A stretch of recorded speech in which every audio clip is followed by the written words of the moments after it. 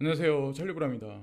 우리가 투자한 코인들은 시세가 그렇게 크게 안 오르고 있고, 또 오히려 시총도 작고, 인지도가 없는 코인들은 막 오르고 있고, 여기에 아마 눈이 돌아가서, 섣부른 판단을 하시는 분들이 있으실 거예요. 그러나 진짜 중요한 건 우리가 이미 투자하고 있는 코인들이 장기적으로 엄청 큰 수익률을 가져다 줄 거라는 거는 이미 다 검증이 전 끝났다라고 저는 생각하거든요. 그래서 업비트 창에 보시면 뭐 시총이 작은 인지도 없는 이상한 뭐 그런 코인들 막 오르락 내리락 하는 거에 너무 신경 쓸 필요가 없으시다고 저는 이제 생각을 해요.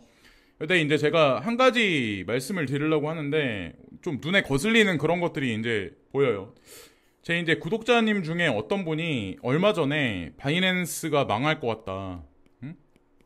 바이낸스가 망할 것 같다. 그래서 어디로 코인을 옮겨야 되겠냐, 바이낸스 괜찮냐고 저한테 물어보시는데, 이 얘기는 지난 5년간, 5년, 6년도 더 나온 것 같아요. 2018년부터 제가 유튜브를 했는데, 지금까지 매 번마다 나왔고, 항상 무슨 일이 있을 때마다 유튜브 하시는 분들은 바이낸스 망합니다. 이 어떤 거냐면, EDXM이 처음에 이제 탄생이 돼서, 이건 월가의 자본이 뭉쳐있는 거잖아요.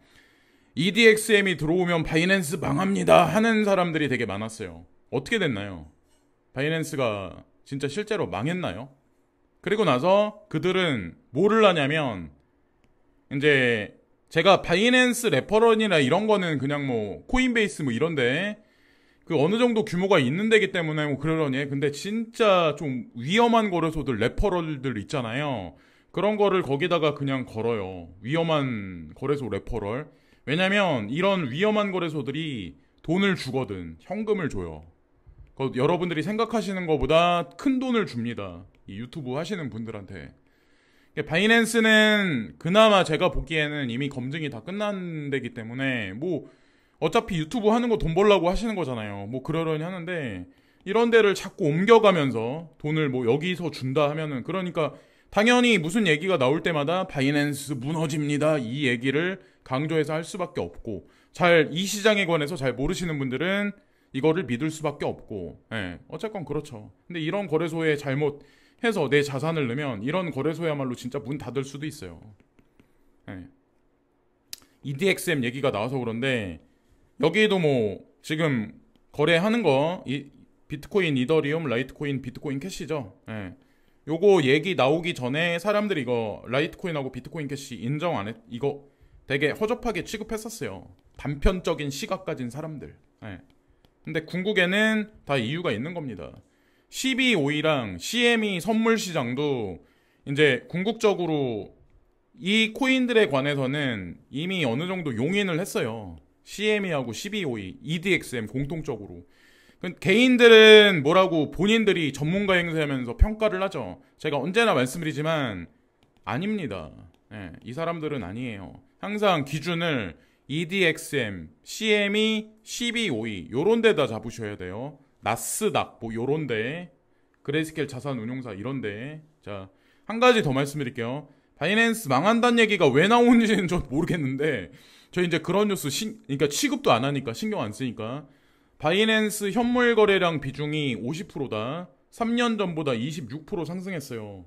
그러니까 더 많이 상승했는데 왜 바이낸스가 망한다고 그런 얘기를 왜 갑자기 할까? 예. 다 이유가 있는 거예요, 거기에는. 그러니까 기준을 잡으셔가지고 잘 필터링해서 잘 보세요. 예, 유튜브 하시는 분들 뭐 본인들의 사사로운 이득을 위해서 그러시는 건 저도 이해는 하는데, 예.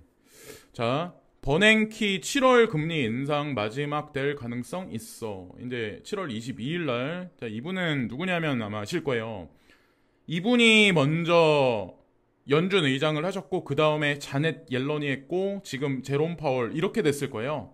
그 중간에 자넷 옐런은 연준 의장을 하셨다가 지금 미국의 재무부 장관으로 계시죠. 근데 공통점이 있어요. 이분들의 공통점이 뭐냐면, 벤 버냉키랑 자넷 옐런 이 두 분 같은 경우는 미국의 프랭클린 연구소라는 곳이 있어요. 미국의 일명 싱크탱크라고 하는데, 여기 연구소에서 연구를 합니다. 미국의 싱크탱크라고 하면 금리의 FED에다가 연준에다가 금리를 앞으로 이렇게 하는 게 좋겠습니다. 정책을 이렇게 하는 게 좋겠습니다. 이런 거를 이제 말을 하는 데가 이제 프랭클린 연구소인데 거기에 이제 이 두 분이 되게 장기간 계셨었어요.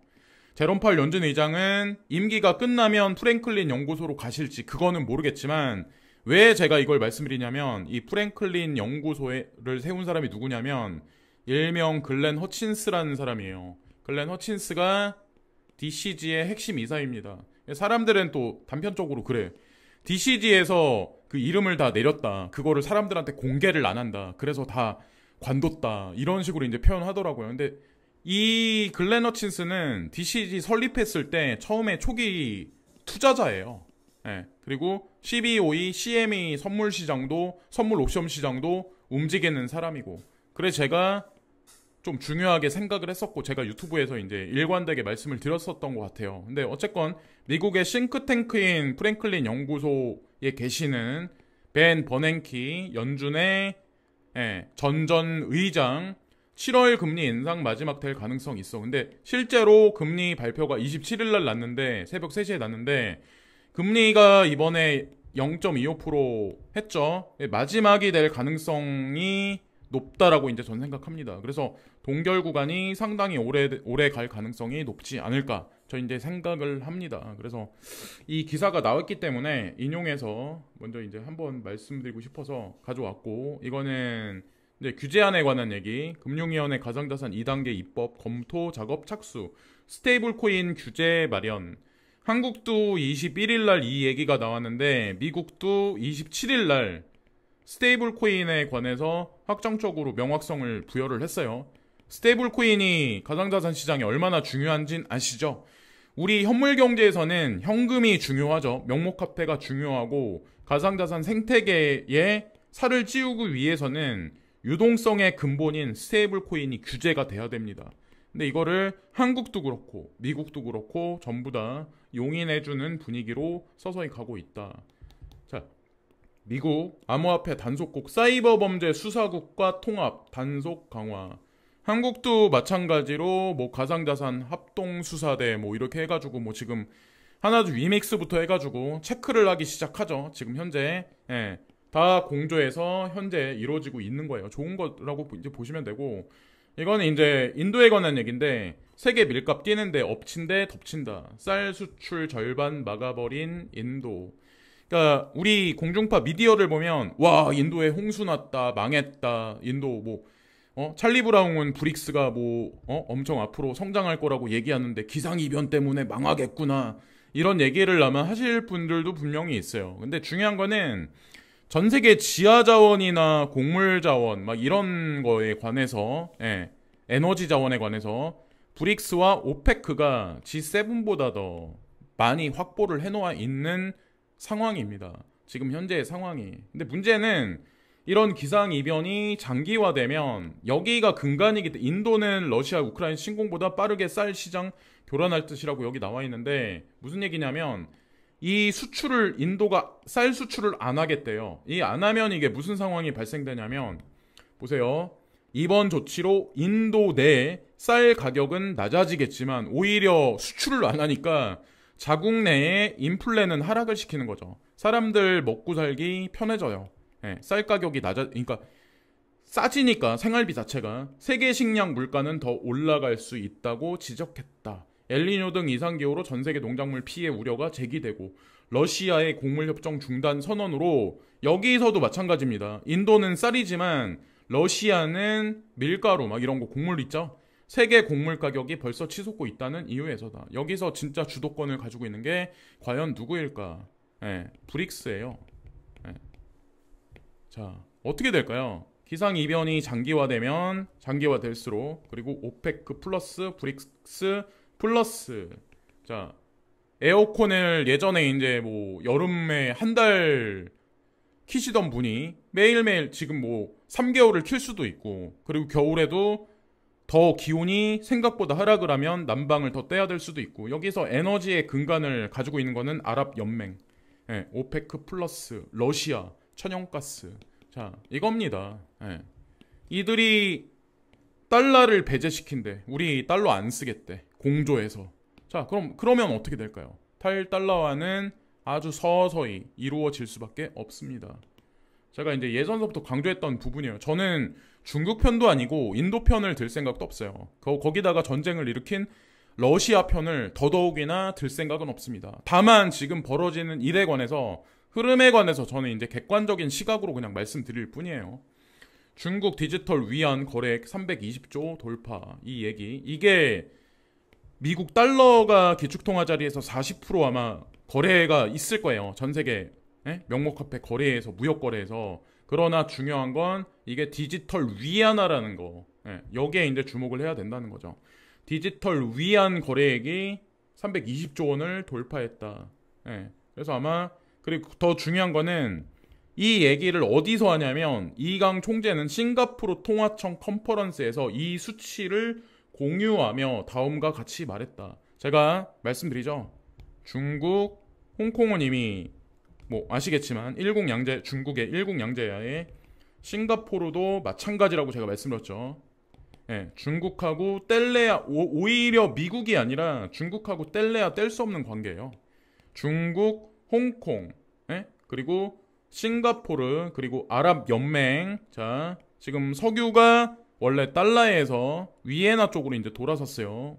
오페크 플러스가 돼버렸고, 거기다가 그래서 이제 두바이, 그리고 한국하고 일본까지 해서 요렇게 아마 포인트가 움직일 겁니다. 6개의 포인트네요. 가상자산 시장에 아마. 자, 일본도 이제 8월 달이면은 뭐 사쿠라 익스체인지, 그게 뭐 바이낸스가 해가지고 우회적으로 인수합병해서 라이센스를 이미 받은 상황이죠. 그래서 이제 가시적으로 이제 오픈하기로 돼 있는 현재 상황이고, 이거는 CBOE가 비트코인 ETF 승인을 나기 위해서 이제 전략적으로 앞으로 많은 정보를 제공을 해줄 거야. 이 얘기를 지금 하고 있죠. CBOE, CBOE, 시카고 옵션 거래소, 그리고 CME는 시카고 선물 거래소. 이것도 다 사실은 디지털 커런시 그룹과 사실은 우회적으로 뭐 이렇게 연결이 되어 있습니다. 나스닥도 마찬가지고. 자, 어쨌건 그래요. 자, 여기까지만 말씀드려도 아마 눈치를 채실 것 같고. 그러니까 당연히 아까 제가 초반에 EDXM 말씀드렸는데, 비트코인, 이더리움, 그리고 비트코인 캐시, 라이트코인, CBOE에 지금 리스트 돼 있는 거, 현재 거래되는 거는 비트코인과 이더리움이 뿐입니다. 이 두 개 뿐입니다. 나머지도 점차적으로 비케랑 라이트도 들어가지 않을까 저 이제 생각을 해요. 이들의 뭐 생각이 있겠죠. 자, 그리고 그레스켈 CEO가 비트코인 ETF 전환 판결 언제든 나올 수 있어 라고 얘기를 했는데, 21일날 늦어도 9월까지 전망. 9월달 명암이 갈립니다. 늦어도, 그러니까 9월 뭐 어느 게 아마. 근데 이 얘기를 반복해서 작년 말에도 했었고, 올해 초에도 했었고, 올해 중반에도 했었어요. 공개적으로 일관성 있게 똑같은 시기를 계속 얘기를 하고 있어요. 그래서 이제 하루하루 이제 다가갑니다. 점진적으로. 자, 그래서 그런 얘기를 했었고, 마이클 스넨샤인이 제레미 그레섬이 미국 증시는 몇 년 내 70% 폭락할 것이라고 이제 공포감을 조성을 하는데, 여러분들은 이거에 관해서 어떤 생각을 하시나요? 가상자산 시장과 엮어서 이거를 생각을 해보셨나요? 지금 현재 미디어는 뭐라고 얘기가 나오냐면, 이번에 2분기 미국 GDP가 나왔어요. 2.45%인가? 와, 미국 경제 엄청 좋다. 그래서 이런 얘기까지 나와요. 지금 4년에서 5년 동안 미국은 지속적으로 성장할 거야 라는 얘기를 지금 하고 있어요. 자, 과연 이 얘기와 어떤 게 어디다 더 무게중심을 둬야 할지, 자, 궁금해지는 시점입니다. 지금 현재의 시점이. 그래서 불확실성이 아직까지도 팽배하긴 하지만 금리에 관한 것도 어느 정도 서서히 정리가 되는 것 같고, 가상자산 시장의 규제안도 서서히 들어오고 있는 현재 시점이고, 그래서 뉴스를 보실 때 굵직굵직한 거 위주로 과거 뉴스도 겹치면서 보셔야 되는데, 그냥 단편적으로 와, 바이낸스 어떻게 됐습니다 뭐 오늘, 아니면 뭐 한 일주일 있다가 이런 게 아니라 그냥 중심을 항상 잡으시면서 영상을 보시든 뉴스를 접하시든 이렇게 보세요. 그냥 영상만 보고 무조건 100%막 그렇게 필터링 없이 보지 마시고, 그러니까 이상한 분들도 생각보다 많아요. 그러니까 그걸 항상 인지를 하시면서, 자, 오늘도 시청해주신 많은 분들께 깊이 감사를 드리고 구독과 좋아요 부탁드리면서 방송을 마치겠습니다. 감사합니다.